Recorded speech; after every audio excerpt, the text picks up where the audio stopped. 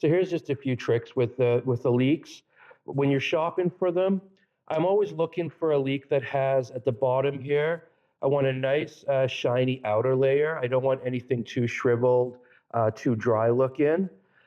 If I'm going right from the farm, I don't mind a little bit of the root end on here, especially if it's got a little bit of dirt on, because you can tell how fresh it is. If that dirt's still clinging on, you know it's very fresh. If it's dry and falling off, it's a little bit older.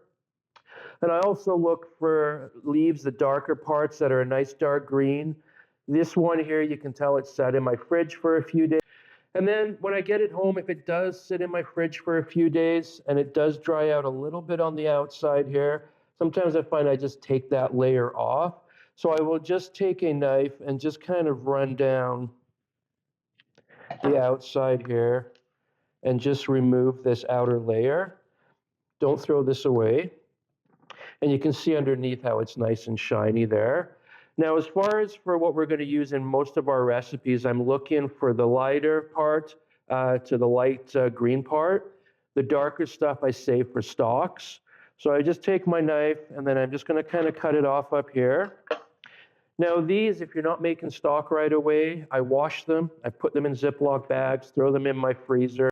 Now for the bottom part, it's very important that you wash this. So to wash it, I'm going to make 4 cuts, but I'm not cutting all the way through. I'm leaving the root end intact. So I'm just going to go down this way and then down this way. And you can see how it all holds together.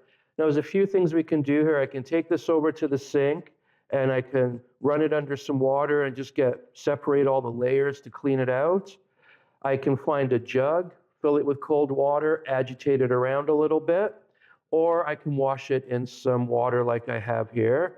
And all I want to do, if I'm doing it this way, we're just going to chop them whatever size we're looking for. And then I'm just going to throw them in my water.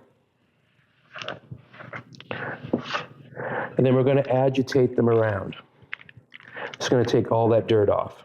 Now, what I want to do here is, a lot of people make the mistake of taking this over to the sink and then pouring it over a strainer. What happens then is all that dirt in the bottom here just gets poured back on top. So I'm going to have a second bowl here with a strainer, and then I'm just going to take these out like this, shake them off, and then all that dirt stays in my water here and away from my leeks. And that is how I buy and prep my leeks for my recipes.